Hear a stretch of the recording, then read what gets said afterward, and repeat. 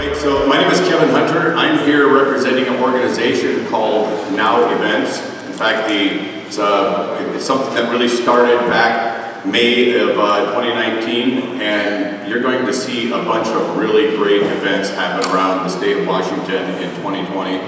Our goal is to do a dozen of them. We'll have some really big names come into Washington this year to help reshape the politics here in this state. So,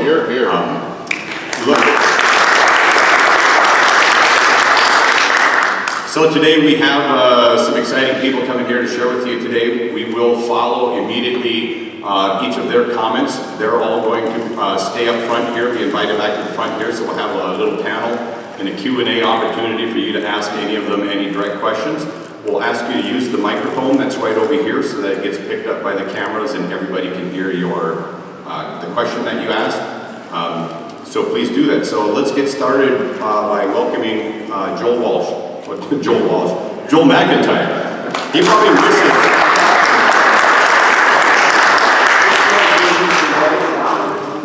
He maybe was about that. Thank you. Hey, good afternoon, folks. My name is Joel McEntire. I'm currently living in Waukegan County, Calflamet, and I've met some of you. I know a lot of you because a couple of years ago I decided to do a really bold move and run for state representative for the 19th district.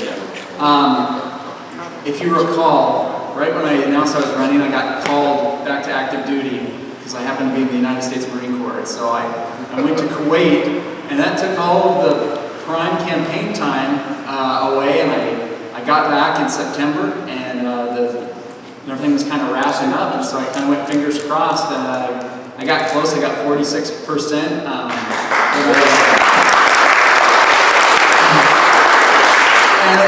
It's a bummer. I was like, oh, dang. But when you look at it, it was like a year we were supposed to get absolutely slaughtered, destroyed by Democrats. And I wasn't there to campaign for the whole thing, and so I was relying on people to help me out, and then I was calling people from Kuwait at 4 in the morning because that's your guys' time over here, 7 p.m. So I was like, sure, I can call at 7 p.m. and that's fine. But it would be 4 a.m. in Kuwait where I was at. So don't ever do that. If you're going to run for something, do not get deployed overseas. It's not the way it's not a good choice. And so the reason why I'm speaking now is because I am announcing my candidacy to run again for state representative, position 2 for the 19th legislative district. So,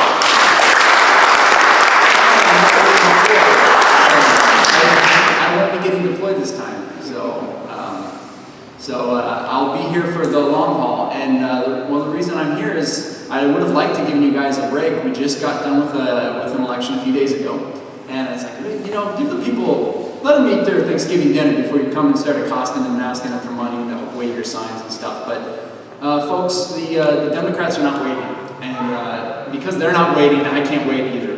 They are already raising money. They are already game planning, strategizing, asking for resources from different entities. They are getting a ground game ready. And because they're getting ready, that's our call to get ready too. I have a vision. I don't know if you've ever had a vision where you can see something and other people say, I don't see that. And you're like, no, I can see this thing.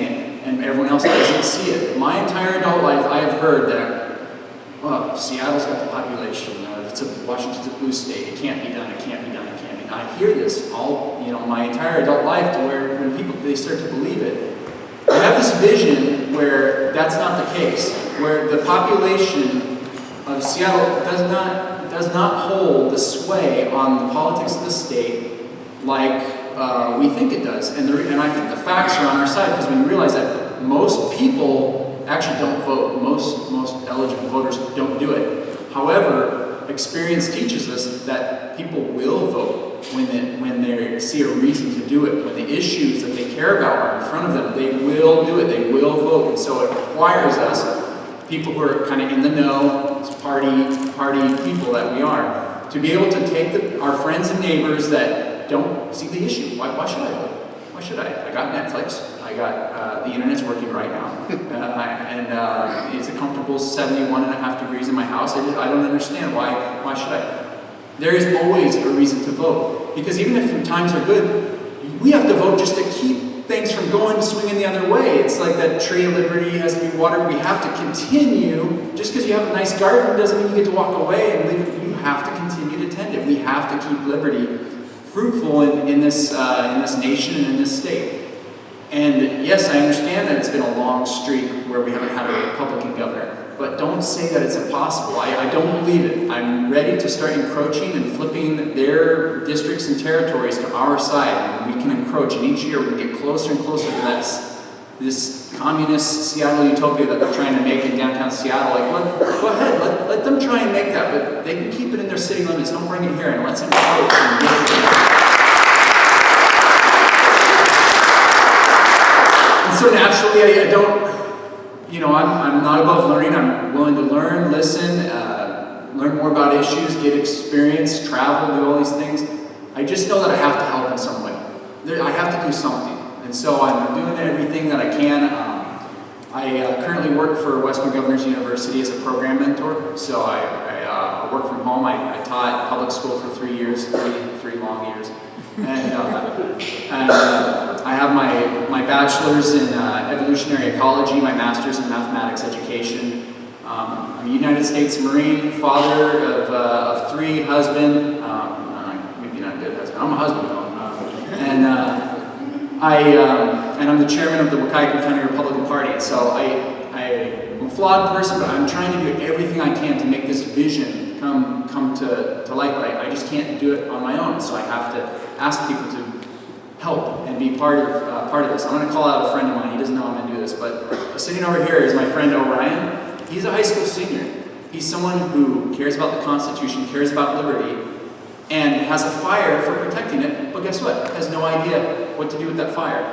And then I bumped into him. I said, well, by golly, I'm the chairman of the Waukegan County Republican Party. Would you like to start coming to rallies? Would you like to start being a part of this? And when a young person has that fire of liberty, and then someone just invites, I just put out a hand. That's all I did is, hey, would you like to come join us and be on the force of liberty and right? And he's like, yeah, absolutely. I'm like, well, that was easy. Oh, amazing. And so now we have not only a vote on our side, we have a fighter, someone who's willing to sign wave, phone bank, walk neighborhoods, knock doors. And so it's incredible what can be done if we just invite.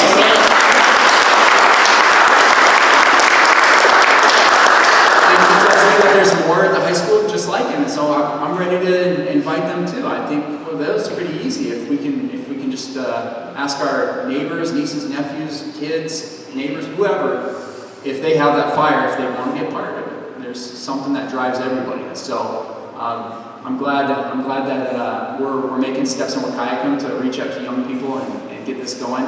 Like I said, I've got this vision that we can do it, and I don't. It's not impossible. Jim showed us it's possible. It takes a district that's been democratically strangled with the Sid Snyder cycle where they are like, I'm going to run, and then they retire right after they get elected and then put in some nice, young, fresh face, and then that person stays there for 25 years. And then they retire out and someone else gets appointed in. And it's all in the point in that someone doesn't actually have to win an election outright. They are filling in for someone who is retiring, and then they get to come back to the constituents and say, oh, I'm your representative, and put me back in, I'm the incumbent. And then they have the power of incumbency. It's cheap, but you got to admire their political acumen and, their do anything to win kind of mentality, I suppose, if that's an admirable quality. But the thing is, Jim just threw that on his head. He says, well, I'll just get elected outright. What are you going to do then? And then get reelected on a year again where we were supposed to get slaughtered. And then this warms my heart. The Democrats put $1 million to fight against Jim, and he's still won.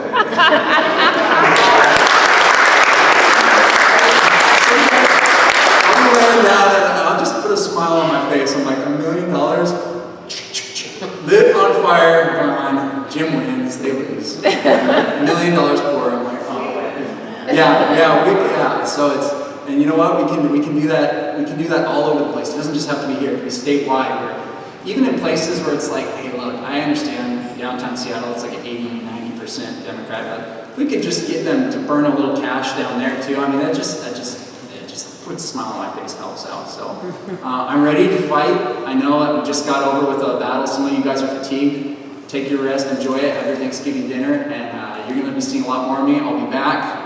In fact, I came today, it's in my car, I got the signs, from last year. I'm big on saving money, so I still have my old signs from last time. So I'm ready to rock and roll. I hope you are too. Thank you.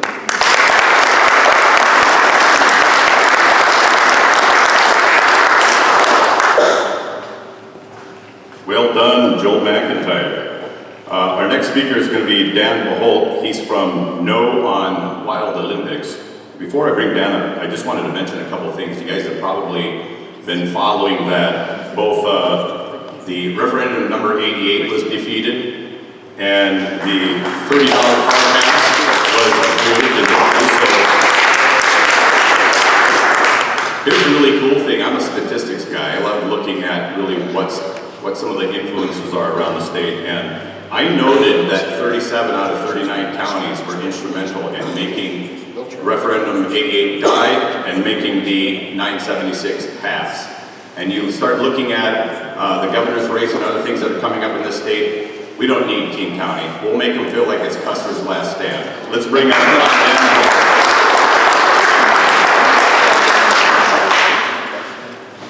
Howdy. I'm Dan Boeholt, and I'm the spokesperson for the Stop Wild Olympics.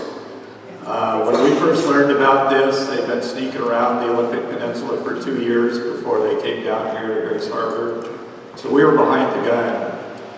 And so in a matter of days, we formed a working Wild Olympics because we believe the land is plenty wild. We don't need to lock it up in wilderness. And so we want to keep the land working. And so we formed that name. We formed a website, a Facebook page, had the only public meeting. Wild Olympics will not sit down in a format like this. They'll only do little silos. And so we were up and running in no time. Their first bill went to Congress in 2011 when Loren Culp was still in office. When he resigned in disgrace, the bill just died. And so they've been putting it in there every year. Kilmer's bill this year had a hearing in the subcommittee, so it's moved the farthest of anything, but it still has to go through the regular committee into the House. But all indications are, if there's ever a chance of it passing, this is going to be the year. And so it's going to be in the dark of the night. It's going to be attached onto some warm and fuzzy VA bill or some spending bill. So we've been working with the Senate to try to get them to watch for it and strip it out of there. The good side is, last year there was a huge omnibus wilderness wild scenic national monument that did pass, and Wild Olympics wasn't included. So that tells you there's something wrong with that proposal. So once we heard they were pushing it here again, we ramped everybody up. Lake Quinault got together, and they're putting out another 500 of their signs. We were hoping to have them here, but they didn't get them here to town yet. But they will be available at Andy's Locksmith, Isaacson's, and D4 Sports and Cosmopolis here, that are going to get spread out all over the peninsula. And they're taking a $6 donation to cover the cost, and that money will go right into buying another 500. Their goal is to have 10,000 of them around the peninsula. So, a little bit about the bill. It's pretty much the same it's always been. Kilmer's running around telling everybody it's better, it's better, it's better. And I listened to him on the radio a week ago, and he's comparing it to the original Wild Olympics proposal. He's not comparing it to any previous bills, because he talks about how originally there was the park edition, which was to take 86,000 acres of private forest land, private property, and put it into the park. And that was the most controversial that first year, and so when Loren Culp's staff drafted the bill, they removed that portion. But Kilmer's on the radio saying his bill's better because it's not in there. But neither is any of his previous bills, so the cue cards he was given didn't make a lot of sense. And so the best maps we have are the same maps we've had before. So the park editions are all out, but all these yellow spots are the 127,000 acres of National Forest Service land the Wild Olympics wants to grab and put in a whole new designation. Currently it's multi-use. You can ride mountain bikes, you can use chainsaws to cut trails, you can take your kid on a stroller. Once you put that land in the wilderness, you no longer can use mechanized. And so it's changing multi-use into the most restricted land use you can. And the reason they want to do it is they want to put Norm Dick's Wilderness on it as a memorial to his disgrace. And so Murray has vowed she's going to do everything she can to get his name on this land. And we're going to do everything we can to not get his name on that land. So put it on an indictment. Right. And then the other part that's the big thing, and this is the one that gets the least attention. There was an elected official recently that didn't even know what it was about. I'll not mention his or her names. But all these blue lines are 26 rivers around the peninsula that they want to put in wild and scenic rivers. And it's a nice fuzzy word, but wild and scenic rivers restricts use of a quarter mile on each side of the river. And when Wild Olympics first came out with their sneaky little plan, they wanted these rivers to go all the way through private lands, all the way to the ocean, all the way to the Chehalis River. The total package was 500,000 acres. Right now the bill is 250,000 acres. So they say it's better, but the way I look at it, it's less bad. And so we've been fighting it. And the best way to explain it is, if you're at your house and you look down in the backyard and somebody was sneaking around, you go out and want to know what they're doing. So that's what Wild Olympics is doing. They're sneaking around the peninsula. Nobody knows they're doing anything for a couple of years. So you go out and you confront this person. What are you doing in my backyard? Well, we kind of like your backyard and we think we want it. And you're like, no way. And they say, well, how about if we just take half of it? That's a compromise. No way. No land.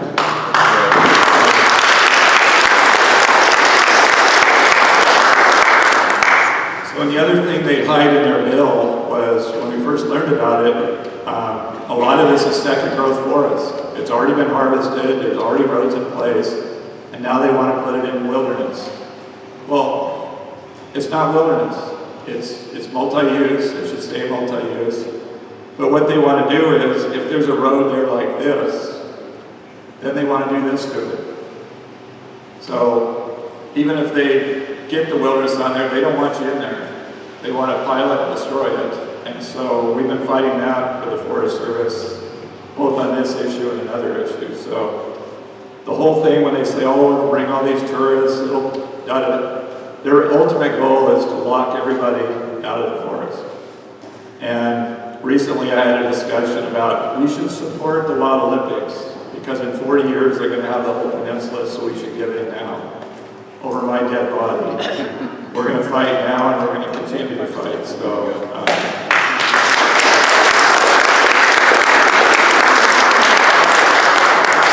thought I'd bring a little visual aid because I keep doing this all the time. But like I say, Wild Olympics will not sit down with you and have a discussion like this because there might be one person that knows the truth and that disrupts their whole plan. So they'll invite you to little secret meetings or whatnot. And then they bring their wild only Kool-Aid. It's got all the warm and fuzzies, and we're going to save the water, and we're going to protect all this. But you get drunk on it, and it sounds good, but then the reality kicks in. So we have the truth serum here. And so once we start telling the truth, then people start changing their minds. And so you can look on their website, they have all these people supporting Wild Olympics, but none of them have ever heard the other side.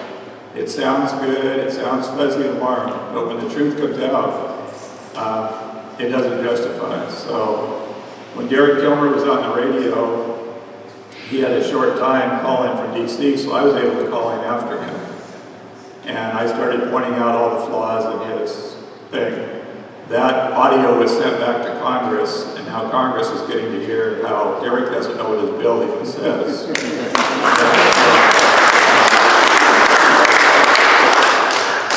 And the other part that really bugs me about Wild Olympics is they have these highly paid staff that get paid to run around and do all this, and so when you actually sit down with them and you go head to head with them, they get up and run out of the room.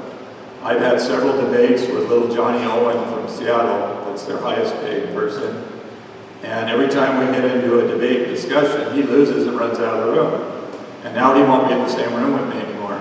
So that tells you right there, they don't have a justification. So we're going to still call it a land grab. Some people debate that, but the land is there. It's currently multi-use. We can all use it, but they're trying to grab it, put wilderness on it, put wild scenic on it, and you're not going to have access to it.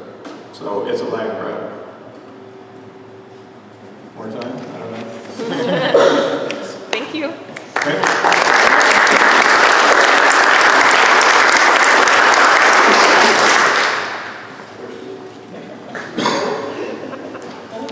Our next speakers will be coming up here, Glen Morgan. If you don't know Glen, you can find his website, We the Governed.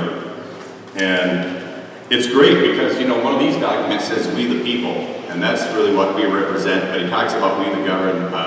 His investigative journalism and the stories that he's done on various things around the state, go visit We the Governed and check out the stories he's done. They are stellar good. Help me welcome Glen Morgan.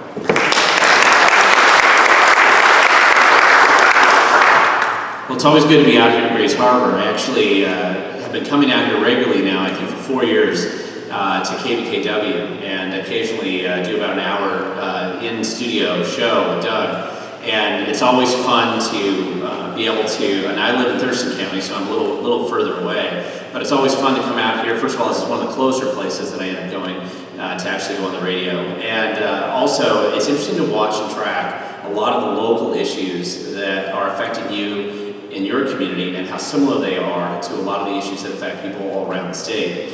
And just for a quick background, I'm a fifth generation Washingtonian. I grew up in King County, don't hold that against me. And my great-great-grandma was involved in starting the Pike Place Market. Actually, we were flower farmers originally. And although I know we've talked a lot of times about elections and the problems with the heart of darkness in Washington State when it comes to elections, which really is the city of Seattle, and to some extent the capital in Olympia. But there are opportunities to make a difference even in areas like that. And if I was to say one thing that I try to remind people as often as possible, I've been credited with this as the originator of this statement by some radio shows up in Seattle. I don't know if that's true. I have to imagine other people have said it first. But it is about the fact that the future belongs to those who show up. If you don't show up, you can't make a difference. And if you don't show up, you can't make change. And if you don't show up, the other people do. And you're left behind, and you wonder, how did we get a government like what we have, or how did we get a regulation or a tax or something? It's because people that believe the way that you and I believe didn't show up at some point in time. And if going out doesn't mean you win every time, but it means that by showing up and being consistent and regular about it, you can really start to make a big difference. I want to give you a couple of examples that are happening and have happened right now, real recently. Right now, as we're talking, they're still counting votes, and I'm up in King County in particular, in a desperate effort to try to find and discover a few extras that suddenly need to mysteriously appear, and I don't think they're going to actually be able to find enough. But one of the local elections that occurred up there that wasn't expected was in the city of SeaTac. And the city of SeaTac is not exactly a conservative mecca. Back in 2015, a bunch of regular people got together and they were so annoyed with what was going on in the city of SeaTac that they wanted to take back their city council. And you might have a similar feeling out here that you just experienced here in the city of Aberdeen. We have a new mayor. So, which should be. So they were trying to take back their city. And SeaTac is the fifth poorest city in Washington State, majority minority. The unions had spent $3.5 million to get a $15 an hour minimum wage forced through so they could spread it to the rest of the state. It looked like a very hopeless cause for these people to get involved. But they succeeded. They actually won all 4 of the seats that they were pushing for. The unions couldn't believe it. They came back again 2 years later, and they swept out, the good people swept out 3 more seats. And so they actually were able to control a city council right next to Seattle, which really frustrated the left in Seattle. and they flooded SeaTac with every kind of attack that they possibly could throw at them. And their biggest frustration was that when these people took over their city, they were $5 million in debt. There were all kinds of problems were starting to happen. They imposed new taxes, and within 3 years, the new council turned it around at $23 million surplus. They didn't raise taxes at all. They refused to raise any taxes. They actually were able to improve public safety. They hired more police officers, and they made this huge change, mainly by reforming the bureaucracy. And that was an amazing success. So, therefore, the people in Seattle, and it was mainly people out of Seattle, they had to come after him. They had to try to destroy him. And so Erin Sitterly is the mayor of SeaTac right now, and she was the one who won as a total newcomer her seat in 2015. She actually unseated a sitting state legislator, Mia Gregerson, who was wearing two hats. It wasn't bad enough that she was ruining your life in Olympia. She was also mayor of SeaTac at the same time, and she was able to defeat a sitting state legislator with 58%. Wow. That was amazing. So this year they're going to come after. They outspent Erin 8-1. The Fuse and SEIU doorbelled the city 3 times. They went to everybody's house, demanding that they give them the ballot or help them, do their ballot. They overwhelmed them with mailers. They even sabotaged their mail.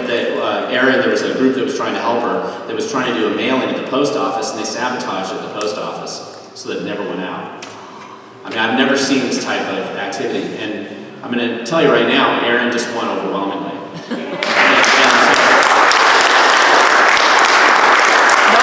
Their biggest attack on her was that she supported Donald Trump and she liked guns.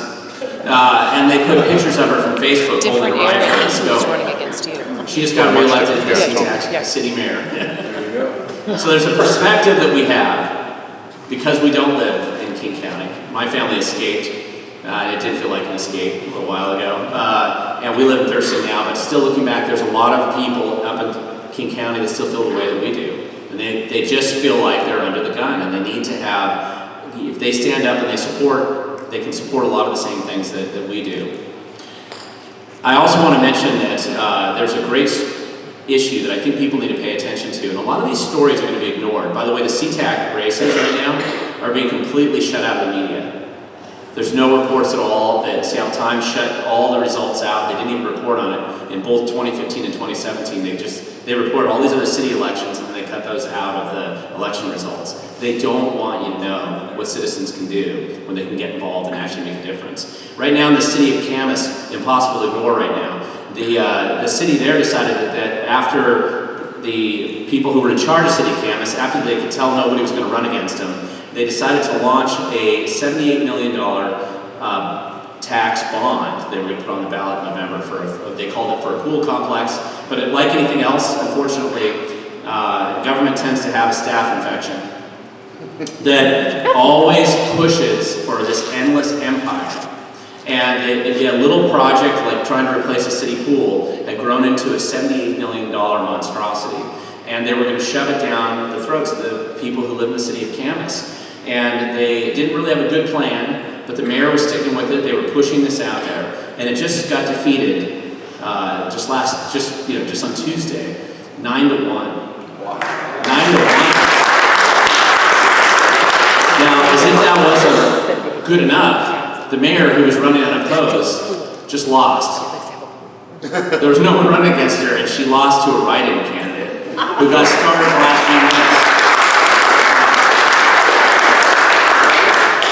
So citizens can make a big difference. Changes, I mean, you look around the state, and I'm involved in a lot of places around the state, you can make big differences, even in places that feel hopeless. I'm going to give you another example from 2 years ago, just as a quick update, but in Jefferson County a couple years ago, we're experiencing this in your community just like we are where I live, the homeless explosion of this kind of homeless industrial complex that wants to extract as much tax dollars as they can from you in order to basically perpetuate the problem, to invite more junkies, more people in from out of state. In Olympia, we caught them handing out flyers Evergreen college students creating these flyers that they would hand out in Detroit and Chicago and Atlanta and recruit as many drug addicts as they could to come to Olympia because everything's free. Free tents, free needles, free food, free clothing, free transportation, everything's free. And in fact, you can freely steal from the people who live there so you can support your drug habit moving forward. And this has been a big problem. We've seen this all over the place. And in Jefferson County 2 years ago, they were going to have a housing tax, basically, it was to help the homeless. And they put it on their ballot. It was Prop 1, 2017. They were pushing for it. And the citizens there, in Jefferson County, by the way, is worse than the city of Seattle. It votes dominantly, very leftist, just like San Juan County. Those are two small counties that vote completely different than most of the rest of the state does. And so it looked like a home run. They felt like they got every single elected official in the county to support it, every single business group, every single chamber of commerce, everybody that they could get together, they all came out and endorsed it. And the citizens were, a group of citizens, far fewer than are in this room right now, got together, they got organized, they went out and opposed it, and they ran a campaign that said, vote no on Prop 1, love your neighbor. And they ran it, every week they would do a new story on somebody who was getting hurt by this, who was going to lose their property or lose their home. And so, at the end, they ended up winning 75% of that vote, opposing that tax. And I think it's worth knowing, seeing these stories. People just like you and I, smaller groups of people than what you see in this room, much smaller oftentimes, can get together and do great things. But it requires sticking with it, going after it, getting organized, not being too distracted, focus on what you're trying to achieve. You can change your elections, you can change the policies, and when you get good people in office, keep supporting them because they do have that staph infection to cure in local government, and that is a lot of work fighting the bureaucracy. So with that, I'm happy to take questions later, but do you want me just to introduce the next guy and go right into it? So with that, one of the few people in Olympia, we need more people like him, who actually does oppose the staph infection. He knows it's real, and he wants you to pay less taxes than you do now and fight back on some of that regulation, is Representative Jim Walsh. So.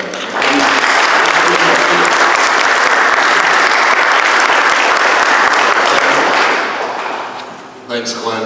Glenn is great. The work that he does is genuine journalism in the best sense, that he comforts the afflicted and afflicts the comforted.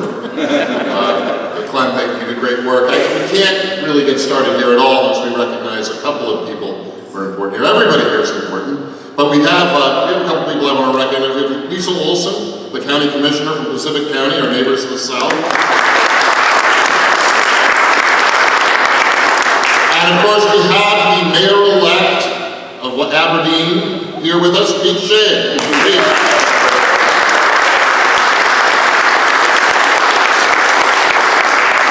And sitting a little closer to the front here, we have a lot of the crew that helped Pete get elected.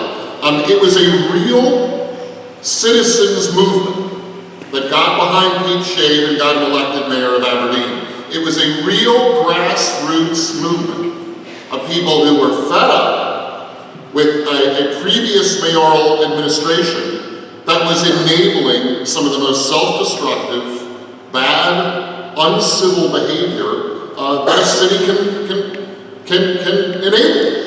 And they did a great job, as it happens so many times when it works right, of really organizing amongst themselves and putting together a group that not only supported the fellow running for mayor, but has helped shift the story, has helped change the narrative in this part of the state on what homelessness is, what the issue is, and how we as regular people should respond.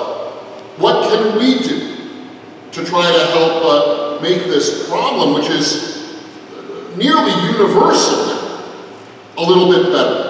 And so it's to the credit of these citizens who stepped up and got active that this city, and really a couple of other cities in this county, in this part of the state, have put out mayors who are willing to enable and make a bad situation worse, and put in new mayors who are determined to find better solutions that help people in need.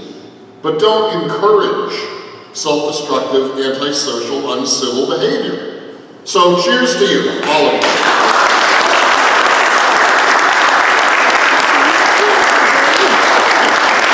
As all of y'all know, basically I'm pinch hitting here, we all are. Originally, Loren Culp was going to come and lead this rally. And Loren's running for governor, of course.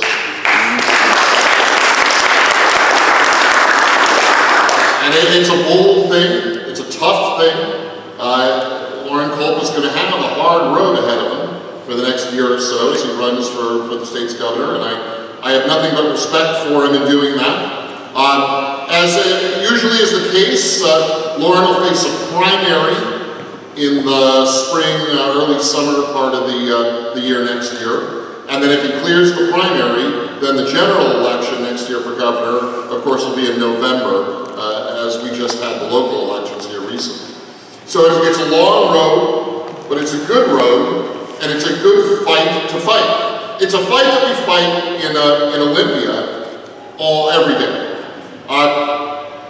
What is it that it is motivating people to seek change in the state of Washington? And I think it comes down to a couple of basic, kind of fundamental values. What is it that we want to see different in Olympia and in the state throughout? We want to see a government at the state level and a public exchange, a public conversation that values individual liberty. Now, what does individual liberty mean? Does it mean you're selfish? No, it doesn't mean you're selfish. What it means is that you, as a free man or free woman, have the right to define how you will live your life. You have the right to pursue the education and development that you want. You have a right to work the job that you want. You have the right to marry, have a family in the manner that you want. As long as your pursuit of your life doesn't badly interfere with your neighbor's pursuits of their lives, you should be free to make choices for yourself. You should be free to own property as you can and use that property, develop it as you see fit. You should be free to arm yourself for your own protection and the protection of your family as you see fit, as you choose to. You should be able to work a job or start a business in a reasonable way, in a way that's not overcome with burdensome regulation or government interference. But although all of us share together the desire to have a safe community, and that's something that is to the good and necessary, but a safe community doesn't mean a centrally planned community. And what a lot of people in Olympia and Seattle are doing is they're confusing safety and security with central planning. And they're using the words and the rhetoric of safety to really advance an agenda they have of control. And we've seen this again and again. We've seen this in state initiatives, like Initiative 1639, which was passed a few years ago, in which the proponents of this controlling, centrally planned public policy convinced people of the state, I really think lied to them, hoodwinked them, into supporting their initiative, using the rhetoric of safety. They sold this bad policy as a policy that was going to make schools safer. Well, this initiative did nothing to make schools safer. And what it did was it put in place a bunch of controls, a bunch of laws, which are not really constitutional, that gives the state government considerable control over firearms and how they're bought and sold, over how you can keep firearms that you own, literally in your own home, how you store them. And these things that this initiative does, they're wrong. They're wrong not just because they violate the language of our constitutions, both the state constitution and the federal constitution. But they're wrong at their core. They are morally wrong. Because what they set out to do is tell free citizens how they should live in their own homes. And that violates not just the specific language of our constitutions and laws, but that violates the fundamental premise of our country and our state, which is that you, as long as you are respectful and civil to your neighbors, you have the right to live in your own home as you please. And that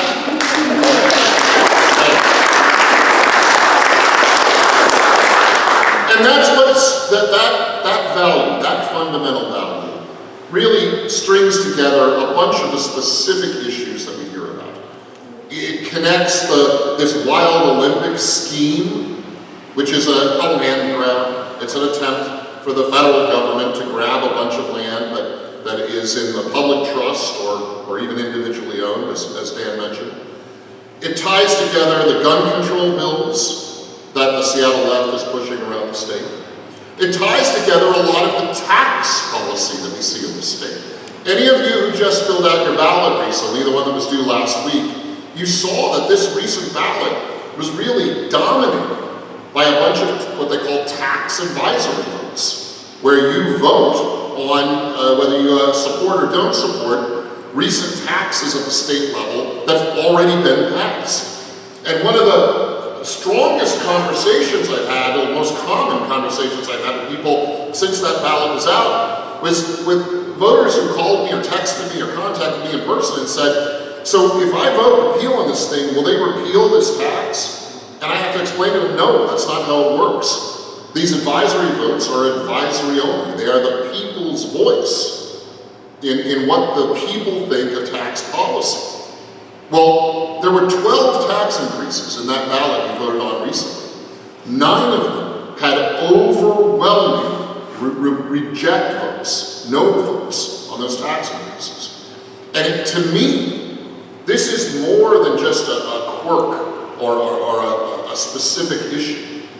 This is a fundamental problem, disconnect between what we do in Olympia and what the people of Washington want. And there is leadership now in our state capital, in Olympia. Leadership in the corner offices, the governor, lieutenant governor, attorney general, commissioner of public lands, and leadership at the legislative level, the heads of the caucuses in the state house and the state senate, who do not listen to the voice of the people of Washington. And those elected officials need to be turned out.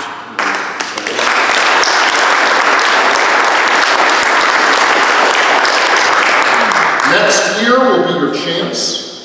While Loren Culp is going through that long marathon of a year-long election for governor, the other state elected positions, that lieutenant governor, that attorney general, that commissioner of public lands, they're all up for election again next year. Half of the senators at the state level are up for election next year, and all of the people like me, the House members, all of them are up for election next year. Next year is your next chance to make the state of Washington listen to your will and the will of your neighbors and your family members. And I encourage those of you who are enjoying the recent wins at the local level to stay active and stay engaged, because next year is going to be this year times 10. You're going to have as many races that are just as important as the mayor and city councils that you just went through. You're going to have the ability to break a 30-year stranglehold that progressive central planners and frankly socialists have had on the state government in Olympia.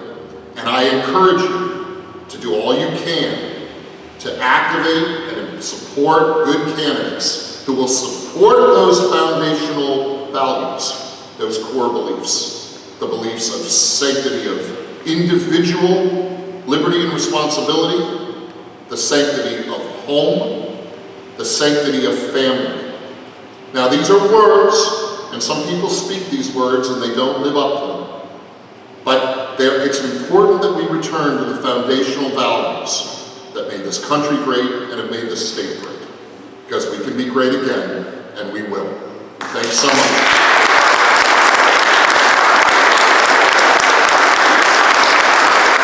All right, our next speaker is going to be Chris Gergen. He's the campaign manager for Loren Culp.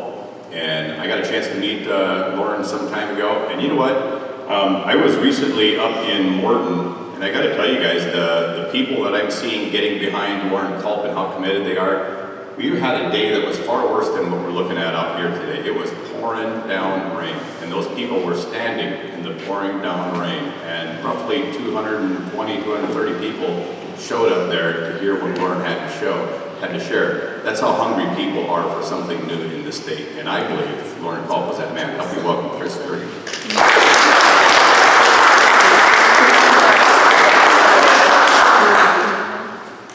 So this is Loren's, how many of you have heard or read anything about Loren? Okay, so everybody, all right. We bought a sign. You bought a sign, okay, there you go. Very good. So before I talk about Loren's campaign, I'd like to share a little bit about me and who I am. You know, the number one thing when it comes to supporting a candidate, especially at the gubernatorial level, is viability, right? You want somebody who can actually win the race. And Loren Culp can win the race. And I know this because I've spent probably the better part of 20 years working in politics. In 2016, I worked for the President of the United States, who was then candidate Trump in Oregon. I was the Oregon State Political Director there, and I ran all the operations throughout the state of Oregon.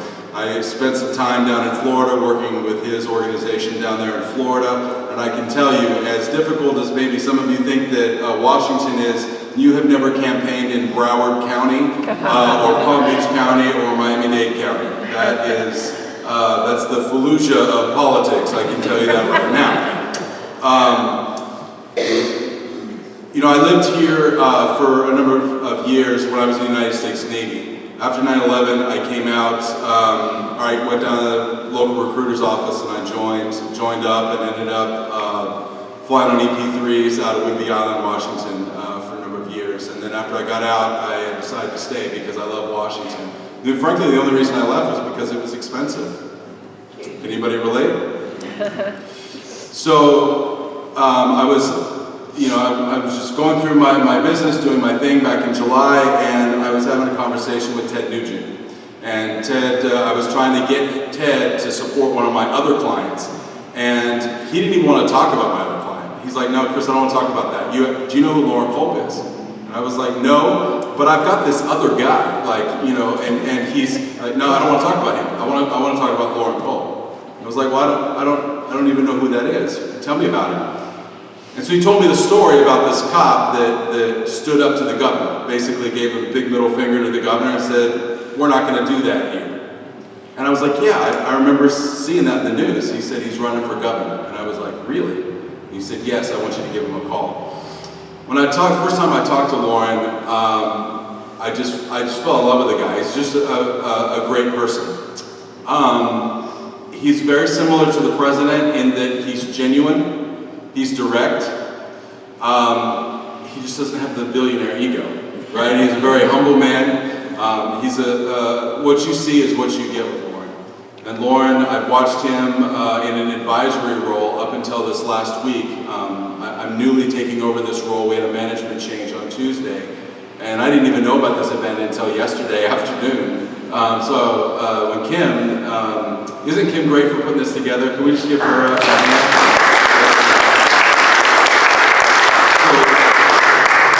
Kim's like, we've got this thing, and I was like, well, what's this thing? I don't even know anything about it. And so she told me, and she's like, can you come? And I was like, absolutely, I'll be there. In an advisory role, I was looking at all the things that Loren has been doing, crisscrossing the state, and people are supporting him everywhere, all over the state. There's not one area of the state that we've not seen strong support. And I'm going to ask you a question. What county in the state of Washington do you think that the Culp campaign has received the most money out of? King County. King. That's right. You want to know why? Because in the words of Donald Trump, the place is a shithole. And people are tired of it. They want change. They want things to be different. Loren is not politically correct simply because he doesn't know how to be. You know what I mean? He's one of those guys, like, that's the way Donald Trump is. He's not politically correct because he doesn't really know how to be. He just knows how to be who he is. The greatest way to overcome, and I'm not going to be politically correct with you. There are people, we're not just battling different ideas. You know how they try to soften it. It's just a battle of ideas. No, there are some very bad people that are involved in government at the local level, at the county level, the state level, the national level, at the federal level. Some of these people, sure, they're good people, but they just have different ideas, but a lot of them are not good people. I would say the people that intentionally are deceiving folks and lying to folks about stealing land, those aren't good people. Would you agree? Mm-hmm. Absolutely. Or the people lying about taxes. I'm sorry, you're just not a good person. Okay? And what we're seeing is that people, Democrats, are coming in and lining up behind Culp for one specific reason. Because they own guns, they like their weapons, and they don't want to lose them, and they know that they've been lied to, they know that the whole thing was a scam, and even though they don't necessarily agree with everything on the platform, that is their issue. Donald Trump won overwhelmingly in 2016, regardless of what the fake news media wants to tell you. He crushed it in 2016. And the reason he did that was because he did something better. He outsmarted the Democrats in a game that they always win. And that game is this. It is coalitions. It is something, no matter what, if I can give you some help, if you're ever going to run a campaign, you must have coalitions of people. He went and he put together a coalition. My wife is a Latina. She's the founder of Latinas for Trump in Miami, in South Florida. And Latinas for Trump, they grew all through Florida, and then it expanded in different places. Now you have Latinos for Trump. You've got blacks for Trump. You've got all different kinds of people. When he went to West Virginia, he was talking about coal miners. When he went to Wisconsin, he was talking about cheese. You know what I mean? When he's out in different places, he's talking about the issues that matter to the folks. And that's what Loren Culp is going to do in this race over the next year. What you can expect from him, and what you can expect from me as his campaign manager, is openness, directness, honesty, a highly organized effort. I'm a very organized person, to the point that it annoys a lot of people. This campaign has legs. And I don't want to drone on, but I just want to encourage you with one last thing. If you go and you look up all the pages of the numbers of people that have given, if you look at all of our opponents, with the exception of the governor, we had, last time I checked, we had 38 pages of donors. Our closest opponent had about 20. And the reason is, and they started before us, and the reason is grassroots work. The people want real. Not just out here. They want it real in Kent County. They want it in Snohomish County. They want it out on the peninsula. They want it out in Spokane. They want it down in Yakima. They want it all over the state. And that's what Loren Culp is going to deliver. That's what you can expect from us. And I very much appreciate Kim. Thank you very much for bringing me out here. It was very kind. I had a great time. And I think we're going to do a panel now, yes? Okay. Thank you very much. One last thing. So if you guys want to sign, there are envelopes on the table. Anybody who gives a donation of $20 or more gets a sign. Just after the event, just come up to me and let me know. I've got a bunch of stuff and collateral in the signs and stuff in the car. Okay? All right. Thank you.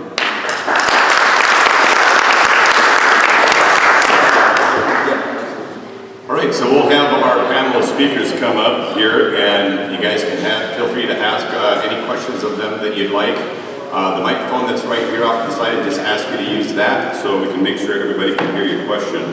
I just wanted to tell you a really funny story, because there's a lot of great things that happen in the news that you don't always see.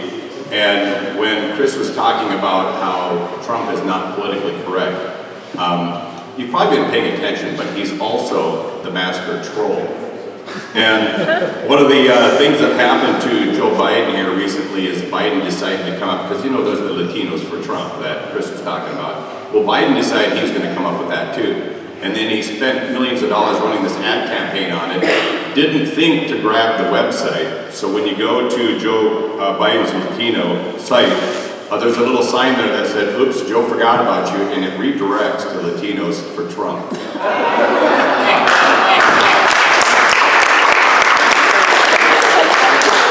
how awesome is that? So I wanted to share with you guys something to put on your calendar. I mentioned when we got started here that there's a number of events we're going to be doing around the state of Washington in 2020.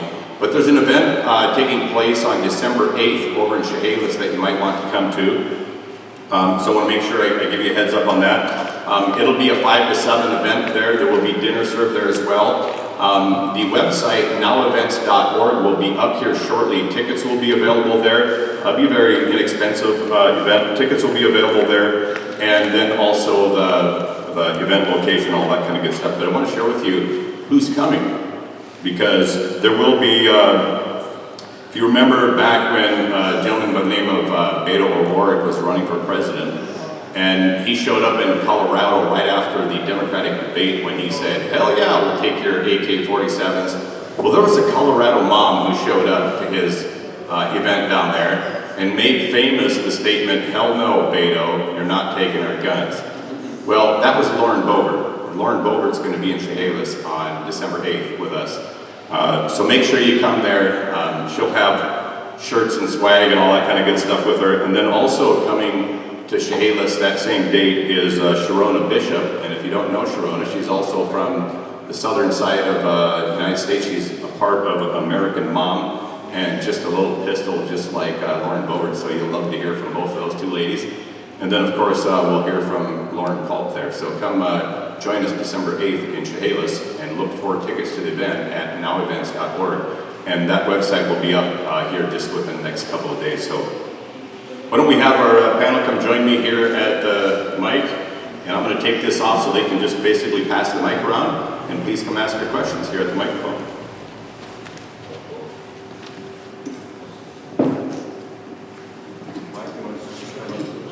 Yeah, come right around the podium here. And one of you can just hold this and pass it around.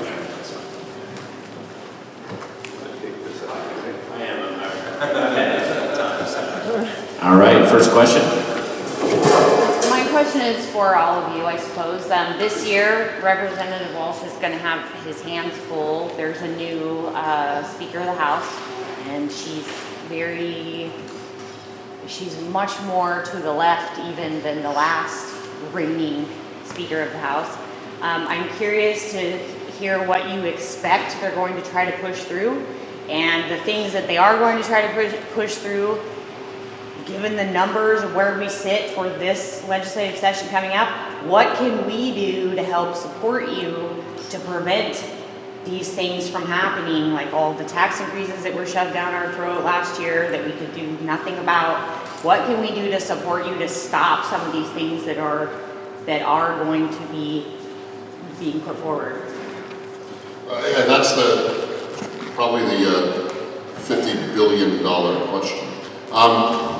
There's no doubt that what the new speaker is going to bring with her is a big appetite for more state taxes. She's a longtime champion of the concept of a state income tax, and may put that in different clothes. May call it a capital gains tax, but it'll be a state income tax.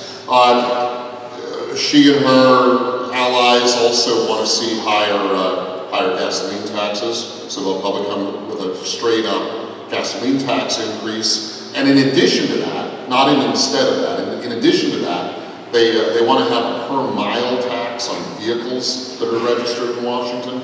So, and then this is very problematic because the way they want to market and measure it is they'll put a little GPS device in your vehicle. So next time you go get your tabs renewed, they'll give you the tabs and a little device. And that device would track where you drive in your vehicle. And to me, that's not just bad tax policy, that's an unconstitutional violation of your privacy rights. And so we will fight that. Yes, thank you. That's worth clapping for. So those are all fights we're going to fight, and we're prepared. We're loaded for bear when these things come up. You'll see other things too. There was a bill having nothing to do with taxes last session that was going to revamp and make mandatory a very problematic sex education curriculum in all public schools in the state, and they'll probably try to run that again. And that's really my problem with it. I don't like the curriculum. The courses are very agenda-driven, but more importantly, it's the state telling school districts specifically what courses they need to teach. And that's wrong. The whole reason we have a system of school boards is so that locally elected school board directors can make decisions about course texts and other matters of what we're teaching our kids. So that's another one we'll oppose. There are probably other things too. I'm running a bunch of bills, as I usually do, that have to do with reforming state government functions. But I'm going to look particularly at some things we saw that were problematic this last election cycle, where local governments were using taxpayer money to take out partisan political positions on votes that were coming up. And to me, I mean, that's already actually illegal to do that, but the penalty for doing it isn't high enough, so we're going to increase the penalty for using taxpayer money to do that.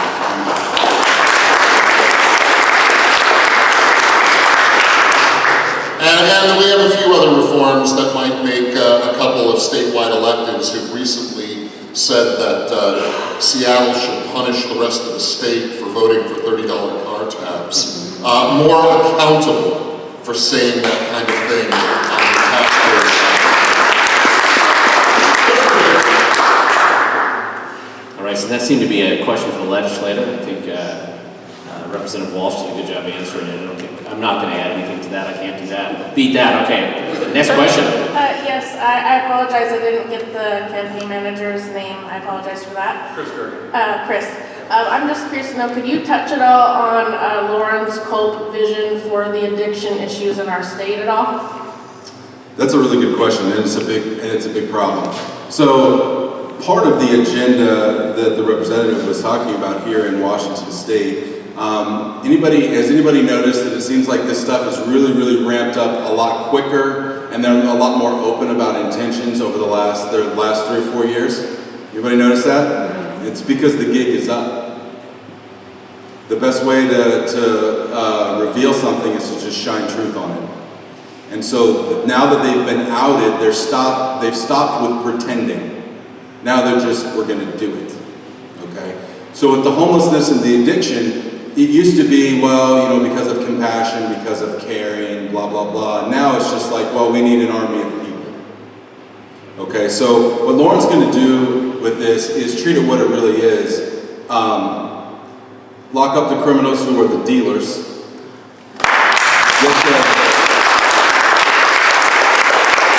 Get the government out of aiding and abetting dealers. The government is literally a business partner with the dealers keeping these people addicted to drugs. And Loren's going to stop immediately. Also, I'll share a little bit more about his platform. The sanctuary state thing will go away.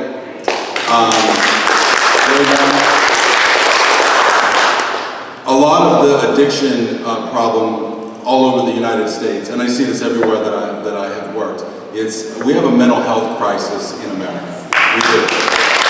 And I can tell you that I'm a disabled vet, and I can tell you when I'm at the VA, I see a lot of guys. We lose 22 veterans every single day across the country.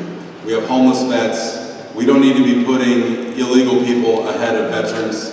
We don't need to be putting people that aren't American citizens ahead of American citizens. These are the sorts of ideas that Loren's going to bring to the table to show compassion, and that's part of our platform, is the courage to lead and the compassion to care. So it's not like he's going to be, I don't want you to have this image in your mind that he's going to be like this hardliner, hard right. There are some things that you actually show compassion to get these people off of drugs. So sending these people to jail forever, that doesn't do anything. We got to get them off of drugs. And so there are drug courts, and there's ways that we can divert these people to where they don't spend hard time, because the rate of returning back to drugs or returning back to crime is very, very high. So there are better ways, and that's one of the ways that Loren is going to do that. So I'm not sure where back there. Okay, did that answer your question? Okay. I'm just holding the mic, so, all right. Mic stand. Sorry, I'm in a full mic stand. No, go ahead. Hi, I have a question for Chris. So there's been a lot of talk about more gun control bills and things like that are going to come out of Olympia. I mean, obviously he spoke against 1639. Sure. So what do you see his role being as far as further initiatives or bills that come out of Olympia regarding to gun control? Well, assuming that we win next cycle, okay? So as a sitting governor, he's going to veto anything that comes across his desk, okay? I feel like this could be a good year for the Republican Party and conservatives in general in this state, because you just see this tide of people. I'll give you an example. I was at Sherry's, the restaurant. It's been years since I went there. I had to go have some pie. So I went to Sherry's, and the little girl was checking me out, and she asked me why I was all dressed up, and so I told her, I'm here, I'm running the Culp campaign, and she's like, really? And she's like, what's he running for? And I was like, governor, and she's like, oh, I hate Inslee. And I was like, really? Tell me more about that, because I want to hear more. Tell me more. And now, I want you to picture in your mind, she's got gauged ears, right? And I'm not judging anybody by the way they look, but I kind of am, right? But she didn't, you would look at her and be like, let me guess, she didn't vote for Trump. But you know what? She did. She voted for Trump. She said it real quiet. She's like, leaned in, I voted for Trump. It's like, really? She said, and so did my dad. He's a Democrat. Wow. I said, wow. I said, so y'all gonna vote Inslee next? Like, no. And so we started to chat about that. So as far as what's going on now, the repeal 1639, you guys are aware of that whole effort. So John, the petitioner, I've been in contact with John. We are doing co-branded events to help push that over the next month. We're doing a huge event out in Spokane to raise money for Loren, but also to get the signatures to push this out. And we're going to help to push that effort as much as we can. But anything next year that pops up, we're going to be all over it just the way we are with the repeal 1639. It's non-negotiable. The U.S. Constitution is non-negotiable. Not just the first or the second, but all of them are non-negotiable. The Washington State Constitution is non-negotiable, and that's just where Loren is on it, bottom line. So.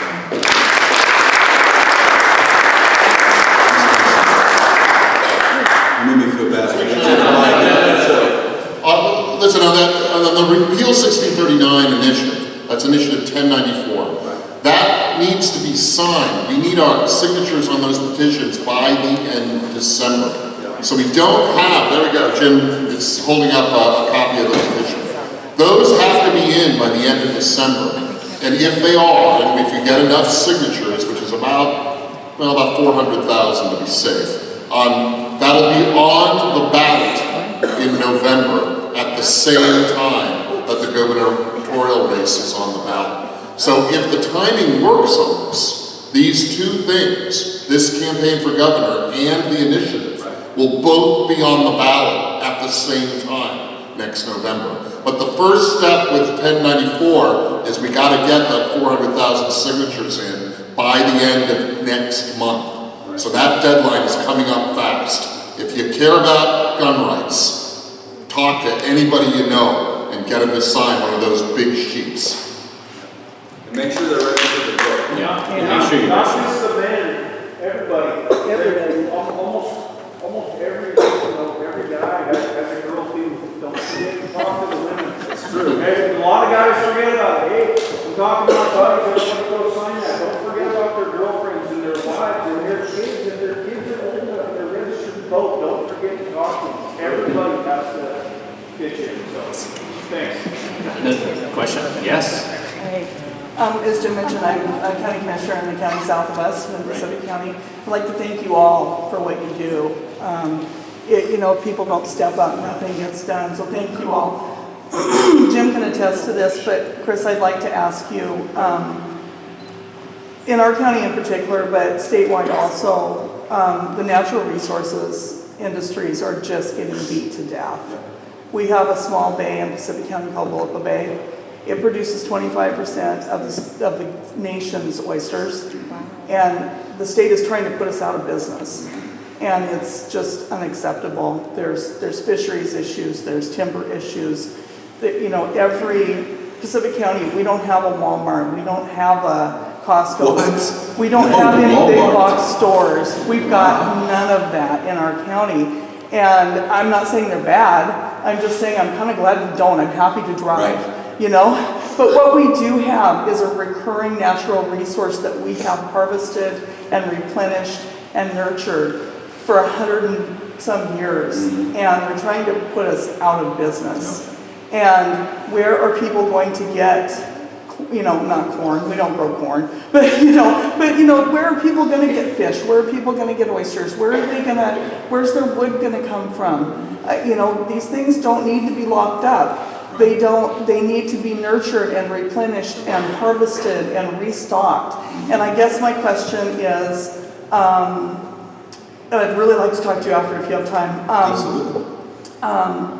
Is this on his radar, and is he prepared to do the hard cleaning out of the top ends of the state agencies? Because that's what needs to happen. So the short answer to that is absolutely. And let me expound on that a little bit. Part of our plan as far, and I haven't gone into our campaign planning, but I will share this with you now. Building coalitions, I alluded to earlier, one of the coalitions that we're going to build are the fishermen, are the loggers and the timber and the different industries that are left. I'm sorry? What few of them that are left. Right, no, exactly. Honestly. I grew up in Oregon and went to high school there, and I can tell you when I was in school, there were hundreds of logging mills. And now there's just literally a handful. There are no big log mills left. You had entire towns in Oregon that disappeared. Literally, you could drive through there and know at one point there was a town and it's gone. And we don't want to see that happen. And I know Loren doesn't want to see that happen in Washington State. Washington, because it is you really have the tale of two Washingtons.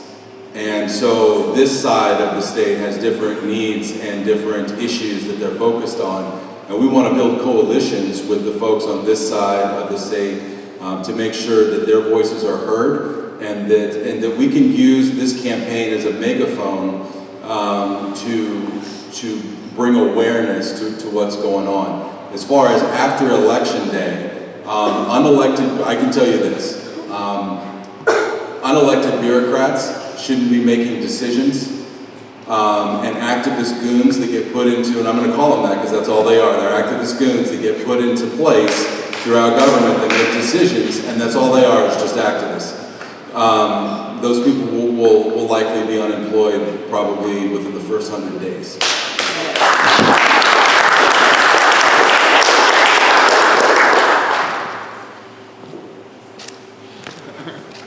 Chris, you just mentioned unelected bureaucrats.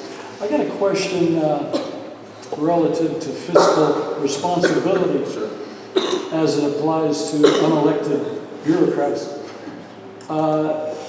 and specifically with respect to 2 points. Taxation versus revenue saved by limiting the number of unelected employees Sure. employed in the public sector. Sure. I never hear that addressed. So what I'm wondering is, have you or Loren or Jim, have you thought about the prospect of limiting the number of publicly employed, non-elected people as a means to save money to spend on things that we're trying to tax the public to pay for?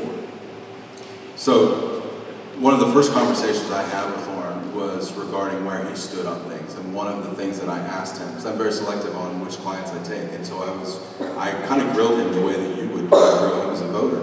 And one of the things I asked him, I said, well, you know, what does small government mean to you? Because small government means, to some people, small government means my unelected goons instead of their unelected goons. You know, now government's smaller. And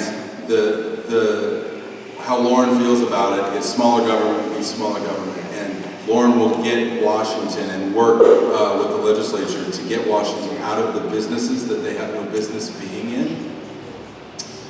Doing a thorough review. One of the things I advised him was that in his first 90 days, first 100 days of office, he needs to completely audit what's gone on, what is going on, to eliminate redundant or outdated or whatever.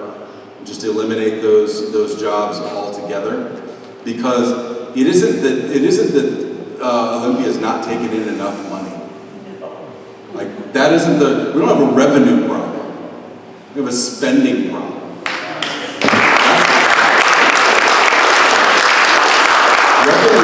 Revenue is the drug for socialists.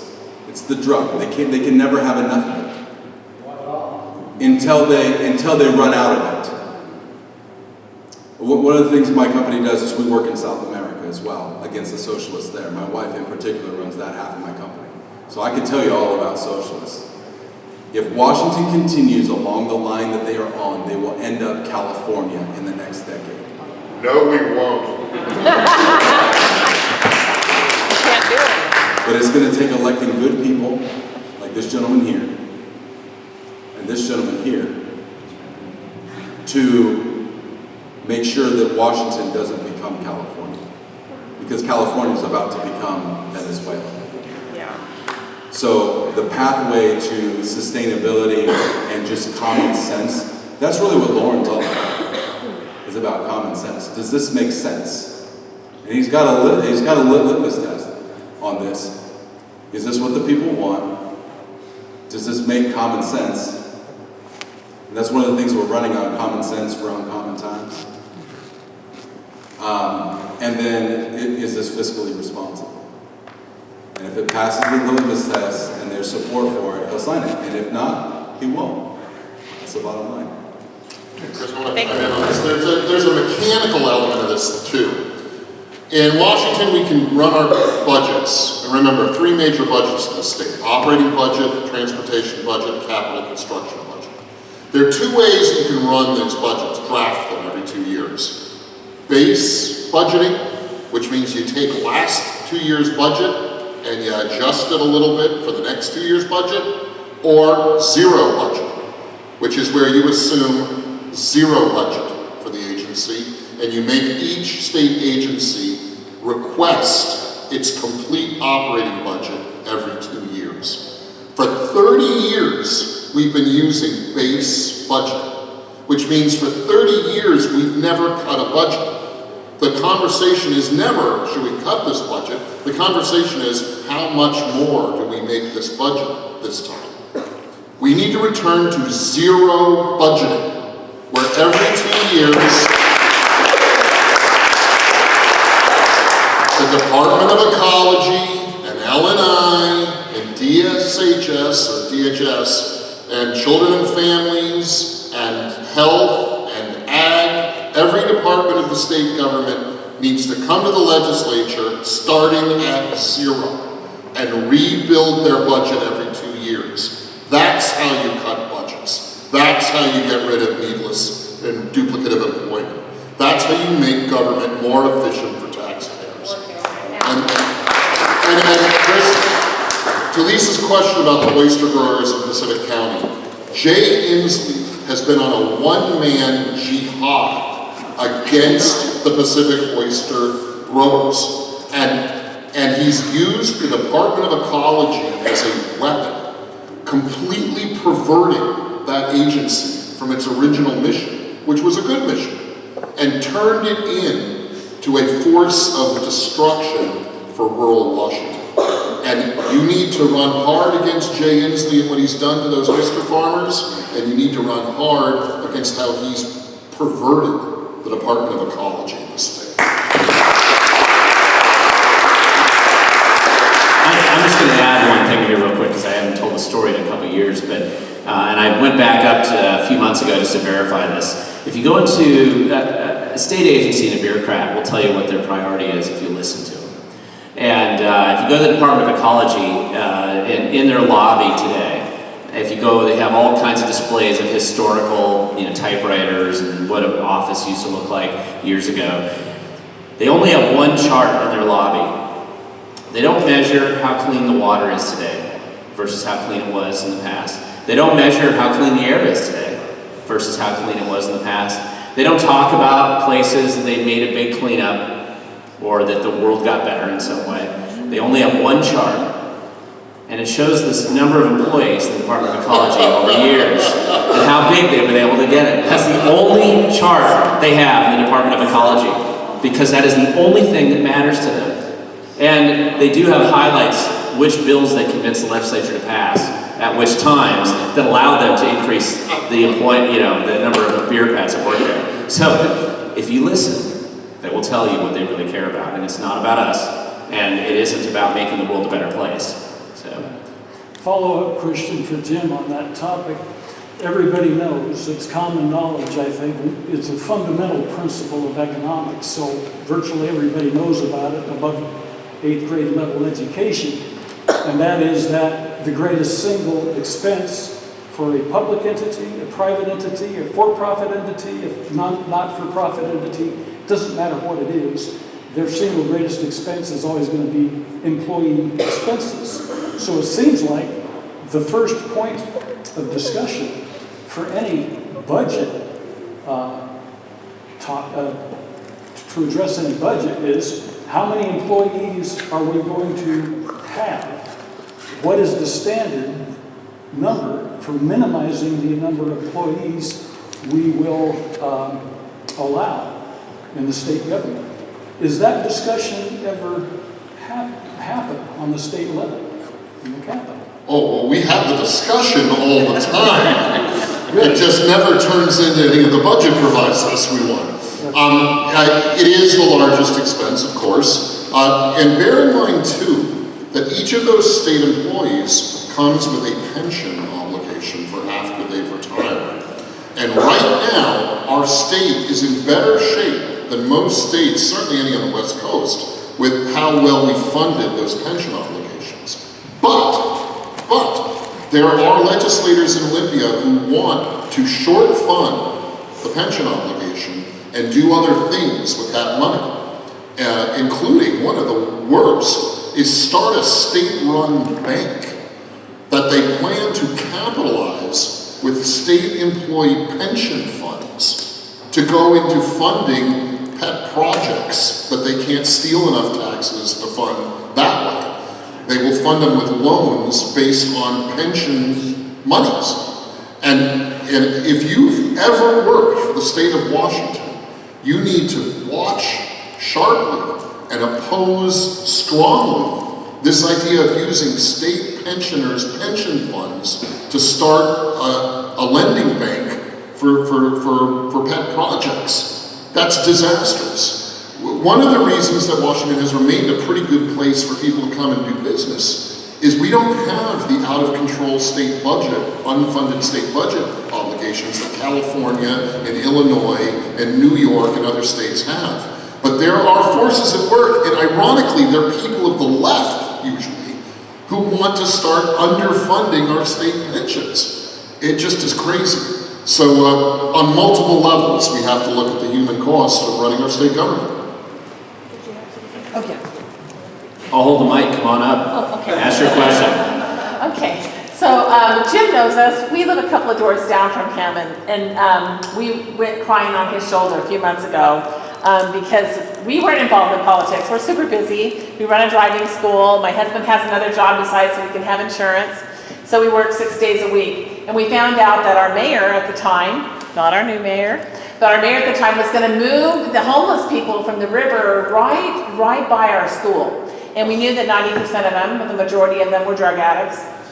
And so we're really struggling with this Boise ruling, where we can't tell people to move along, Now we're providing a camp for them, which is right by our school. I've got people in my alleyway shooting up drugs daily and other lots of things. So my wondering is, I know it takes I know that supposedly we're part of the coalition that's going to go to the Supreme Court and fight against the Boise ruling. But right now, Aberdeen actually has a lot of money coming out of our city taxes to house these people. It's over, I know it's over 30,000. It's probably closer to 40,000 a month. 77 calls to the police department in the month of August because they aren't good neighbors, and so we're facing this, and I think every town is facing this issue where you're having to house these people who don't want to abide by the rules, and they do come here, they know to come here, they know, we've heard all sorts of stories, but then the, local, people will deny that that's happening. They're not coming from all over. Who said they were coming from? They were going out to Detroit to recruit, So we know that this is happening. And if you've had the chance to drive around Aberdeen, you'll notice that you won't see any people like me and her. It's, it's homeless, and it's pretty much the whole town has kind of been taken over by that. We're really fighting against the needle exchange program because we feel like it's not effective. They call it harm reduction, and we call it harm production. So what are your advice on what we can do, as citizens?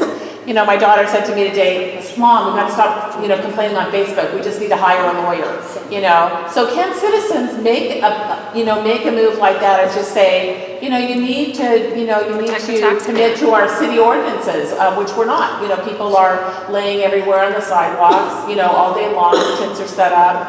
The camp's not going to, take care of the problem. We've got 50 tents there. Our other mayor wanted to open up a camp 3 times the size.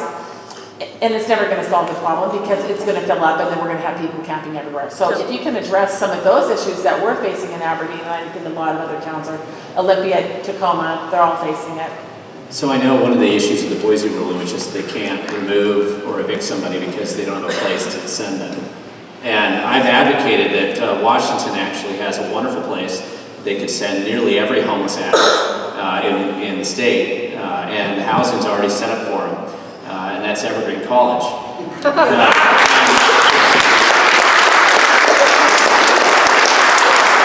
buildings, if you've been watching, the college enrollment's collapsed 50%. And it's a miserable place to go to school. And really, I don't know that they've even noticed much of a difference for a while. But the buildings are made out of concrete. It's very hard to burn them down. And there's 1,000 acres there. And that's really, and it's right next to Olympia, so it'll help motivate, I think, some changes perhaps to go on. So at least that's a temporary solution that I think we can look at, and I propose. Will it be low barrier or silver living? Yeah, well, I don't know, but anyway. That's my. I actually have written an article about that. I was originally going to make it a joke, and I looked into it, and it seemed like a pretty good idea. So, perhaps that's a bill that we could propose, as the school collapses into its own insanity, and then, we can find something better to use that property for. But otherwise, we definitely have a real problem. I travel all over the state. I've been in the majority of the counties in the state. I go through them all the time. I'm always helping deal people, and this issue I see popping up everywhere. And I think the one thing to remember is it's more than just the people that you see on the street who are drug addicts, or they're breaking into houses, or they're having all kinds of problems, right? The mental health issue. But there is a fundamental push from people who are profiting from this problem. And exposing that, and exposing the people who profit from it, who basically exist there to push this and make it worse. I was in front of the Olympian editorial board, and I was the one guy in Olympia. The people who were opposing the homeless tax, which they proposed a couple years ago, were afraid to come out and put their name on the ballot in opposition, because when they had approached the city council about it, all their tires got slashed in the neighborhood. They went through the whole neighborhood and slashed everybody's tires, where this one neighborhood association had gone down. A neighborhood, by the way, that has very few Republicans, according to the precinct analysis, like 5. But, so they slashed the tires of all these people who didn't want this homeless camp there. So they're afraid because of this retaliation. And by the way, that wasn't homeless drug addicts that did that. That was activists who have an agenda that they're pushing. Because they aren't out there, high and stoned out. They're not going to get those people to slash the tires. They had to go do it themselves because they wanted this money. And they had me put my name, or they contacted me, and of course I'm always happy to oppose a tax increase. So I had my name on the opposition statement, and when I was interviewed with the Olympian, I remember I told him, I said, I can promise you that if this passes, this will absolutely make no benefit. There will be no reduction in homelessness in the city. It won't get better. It's only going to get worse. It's going to get worse proportional to the money you put into it. And I thought it would just get worse incrementally. I didn't realize it would instantly get worse. And it's amazing, doubled the number of homeless people suddenly and all these other problems they were having. And it's created this feedback loop. And that's what you see in Seattle at a much bigger scale, but you're seeing it in Bellingham, you're seeing it in Vancouver, you're seeing it in all these cities all over Washington State. And a friend of mine lives in Rome, Georgia. They're doing it there because it's about the money. It's about the money that they can make. All this grant dollars, all the other money, it's not just the drug dealers, it's all this other money that feeds into it. They're drug dealers of a sort. Drug dealers of another kind, And they feed on our tax dollars in order to continue to grow, and so they perpetuate themselves. This is a real problem. No, it's here too. I mean, remember low barrier housing, that's the buzzword. Low barrier housing is generally dominated by nonprofit organizations that require their first dollar of funding from government entities. Most of the sober living homeless shelters raise the bulk of their money from private sharing. And to the extent that government entities put money in, it's to supplement the private charitable money. Those low barrier housing, they use the term housing first also. Those housing first projects are money making ventures. They take tax dollars from the state and federal, but mostly state level, and they hire staff to build bureaucratic kingdoms. And when you cut their money, they get nasty and they fight. And a lot of what you're seeing with homeless tents being set up in front of city halls, 2 blocks, both here and in other cities, those are the housing first activists manipulating vulnerable homeless people and telling them what to do, telling them to go set up in front of City Hall. And we had a case down in Longview, in the southern end of my district, where the paper interviewed one of the homeless people who camped out, much as they are here, right in front of the front door of the City Hall. And she said, point blank to the paper, well, if you want this problem to go away, we need taxpayer money now to give us a place to live. She was bold about it.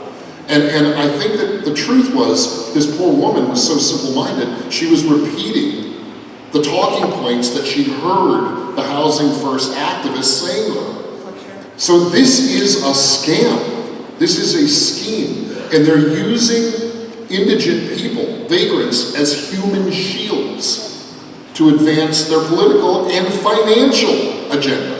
It's bad stuff. So what do you do about the Sarah Monroes? They may not know about Sarah Monroe. You might want to fill them in, Jim. Well, this is a left-wing activist who is not directly involved in Housing First, but supports the Housing First agenda, and has been very smart in some legal actions against the city. And there was some concern that there may have been some under-the-table signaling going on between the city and the activists suing parents. And that, I don't know whether that's true or not, it might be true. There's nothing we can do about that. She's an activist and is actually following a long-standing tradition of left-wing activism in the spirit of Saul Alinsky and other left-wing thinkers. The best thing that we can do is stand strong against it and say that we as citizens demand civility and we demand reasonable public health. And that when we have a situation where humans are defecating on sidewalks in cities, that calls for a reasonable enforcement of law and order to demand civil behavior. And we've just had some local electeds who've been afraid to do that. Well, I think that may be improving and evident.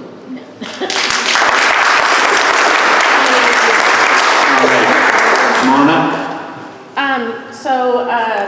A little bit has been answered, but my name is Shelby, and I met Patty and Carol in the back. We went to a Citizens Academy here in Aberdeen that our police department put on. And after already respecting authority, I had a much higher respect for authority through this academy. And Patty and Carol and I came up with an idea. We wanted to fight to get our city of Aberdeen back. And in doing so, we have built a group of folks that meet on Tuesday night.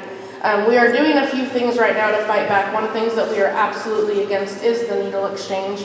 And our needle exchange now is 2 days a week here in Aberdeen. We gave almost 1 million needles out in 2018 here in this little town. And we have been silently protesting.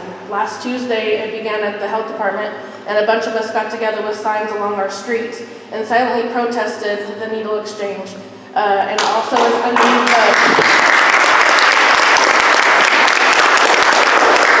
is underneath our bridge here, that was their easy access for the folks that lived at the river. Us doing that, us meeting on Tuesday nights to discuss different ways. Is there any other ideas from any of you guys that will help us to stop more folks coming in here, stop the homeless and addiction problem? I mean, we're a bleeding heart here, and the bleeds has got to stop. I was born and raised here. You're about to be 46 years old. And this hasn't been a problem forever. And like you stated, the last 3 years that I've been back to run the business that I'm running here, I've seen a real uprise in it. So just from any of you, is there anything else as this group? That's question number one. And question number two, how do we get more people involved? I mean, so many people, we have a voice, and I, at 45, stepped out and got this voice that I never knew I thought that I would have. And how do we get more people involved it's okay to have that voice and to, stand tall with what your belief system is and, deal with the naysayers? How do we do that? Well, part of it is you're already doing it. You're doing it right now. I mean, stepping up and making that difference is going to inspire others to step up in their own way and to support you and to join with you. And I think that's the number one thing. You've already done that.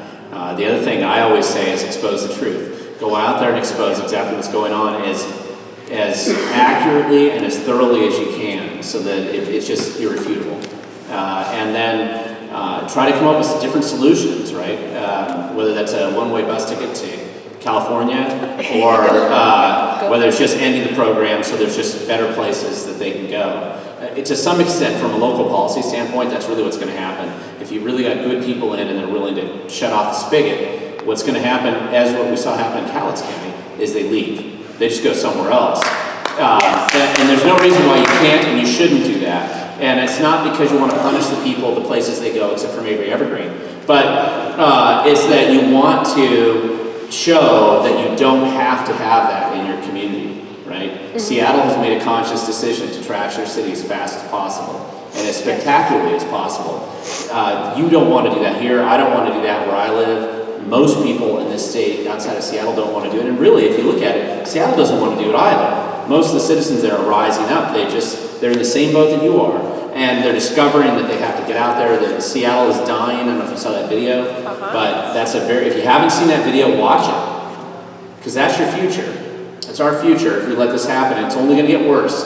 But that was a very powerful thing for somebody to do, was to do that video, produce it. Eric did a great job with that video, and I was very impressed with the impact that it had. Mm-hmm. It wasn't enough to necessarily make the political change they needed, but it was enough to start that movement. I think it started. And so the more ridiculous they get, but you have to expose it, because what they want to do is suppress your story. They want to hide the bad stuff. They want to make it seem like it's pretty good, and yet the people in Seattle were telling me, like when they had a homeless campus suddenly appear, it wasn't by accident. First, the van would pull up, big huge trailer. They'd unload pallets, they'd unload propane tanks, they'd unload pallets of all kinds of stuff there for them.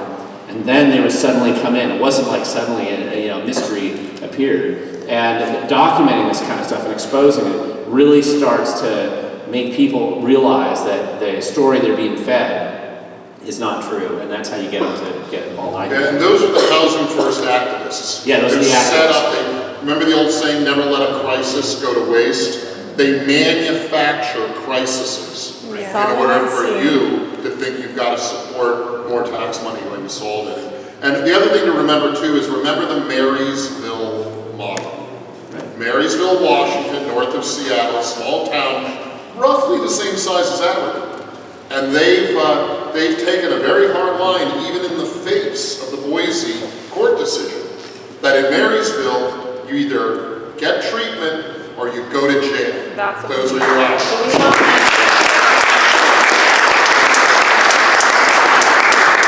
Mary's a great place. I lived in Marysville when I was in the Navy. So I'm going to take my campaign manager hat off and put on my activist hat to answer your question. And this is even for candidates here. You got to pick a hill to die on. You got to pick a hill to die on. Like, this is my hill, and I'm going to speak up about this. And what happens is that people aren't naturally leaders typically. Not about like stuff, like civic stuff. But if you will pick a hill to die on and wave your flag and say, you know what, no more about this, and you become vocal, and once you find your voice, now I'm not saying be disruptive, but what I'm saying is to be vocal. When you become an activist, you have to be at the city council meetings. You have to be that person that the Democrats walk in and they're like, oh man, she's there again, let's go. We've got a few of those here already. Exactly. So, it's just like that lobbyist that every time he sees this gentleman here, he's like, oh, I don't even want to talk about the wilderness thing because that guy's here. You have to become that person. Some people are geared for that naturally, some people are not. But whatever it is, find your part of the solution and be that. You've already found your voice. I would just say raise your voice. Okay? Yeah, absolutely.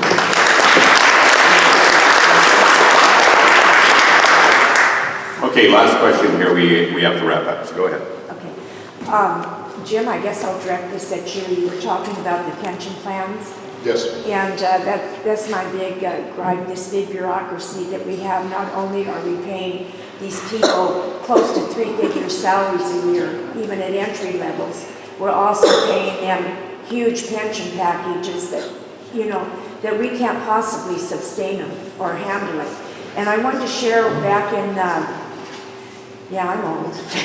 Back in the late 90s, they started, all of a sudden we were introduced at our second pension plan in the company, and I said, what's going on here? They aren't standing there wanting to give us more money and volunteering.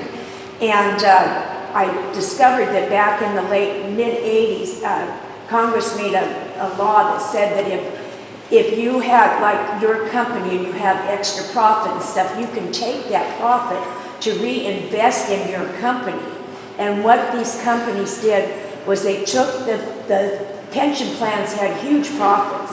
They took those profits and they opened new facilities and stuff, hired new people and everything, and reinvesting that way. And that's how they raped all the pension plans. And I watched I was born and raised here, but I was 36 years in Southern California. I watched Southern Bell lose all their pensions. I watched the Chevrolet manufacturing plant down there. I watched all that happen. And then I retired, and 2 years after I retired, they started pulling my defined benefit plan from the people that, that I had paid into. And right now, every year I get a letter saying that my pension's in critical status. But they literally raped all of those plans, and they put them now in 401ks and everything else. They also turned around, and the level amount that they would invest in time, they cut those like a third off of everything. And that's what they're doing, but they're not doing any of that to any of the government employees.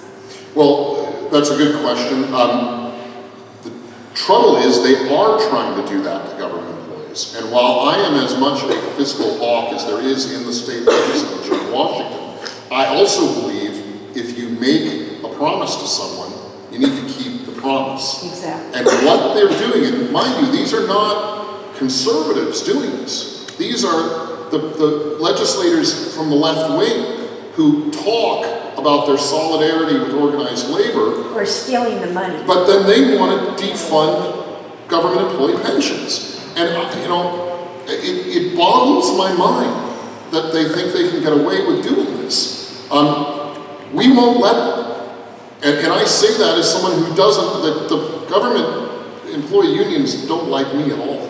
For reasons that have nothing to do with that. But we're defending their pensions, and they call us the enemy. Yeah, they don't realize it. I belong to a local that we had, the largest union in Southern California, and we had 12 locals. And I just watched it dwindle and what happened. And I watched other unions that came. I worked for, would be Fred Meyer's here. I worked for a company called Rouse Grocery Company in Southern California. And I was in management, and I was also the union steward. And I also got my tires slipped. Because all of a sudden I said, I don't want any more from you than what you promised me, and I will give you everything I have. But, you know, it's never enough. They want to suck the lifeblood out of you. They want to cheat you out of everything you have. And I don't know, I guess I'm into principles. Well, we won't let that happen here. And what they were doing is they were undercutting my own business reps were absolutely sleeping with the employer and bringing people in that weren't even in the level of pay and everything, and using them and stuff. And I got my tires slit. I got a lot of things that happened. And finally someone came and told me they were planning on putting sugar in my gas tank. But I took the union on, I took the employer on, and I still want to go back and tell them what I think. And I can't because I don't want my pension touched. And no one does, no one does. We are pretty well funded in Washington for our state pensions. They're not 100% funded, they generally aren't anyway. But ours are funded in the 80 to 90% range, and compared to other states our size, that's phenomenal. There are states that have their pension funded 30%. So we're in better shape there. All that we're arguing on the right wing of the legislature is don't touch it. Leave it where it is, because it's not broken. And we're very well funded here, particularly in our law enforcement pension. And there's talk also from the left of merging the law enforcement pension with other pensions. And our position is don't do anything. Like they say to doctors in the Hippocratic Oath, first, do no harm. And there's a lot of harm floating around the way. But it's a great question.